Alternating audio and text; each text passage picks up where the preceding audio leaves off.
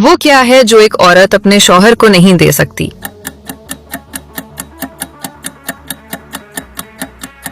सही जवाब, जनाजे को कंधा।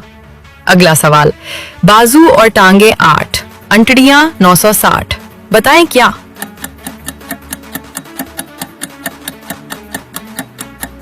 सही जवाब, चारपाई।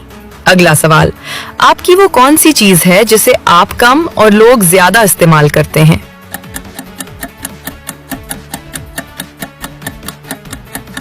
अपनी जहानत से इसका जवाब कमेंट सेक्शन में दें। अगला सवाल, घर है लोग नहीं, दरिया है पानी नहीं, दरख्त है तना नहीं, बताएं क्या?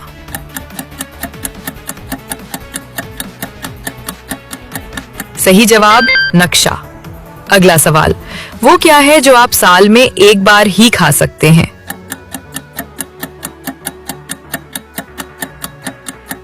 सही जवाब, सालगिरह का केक।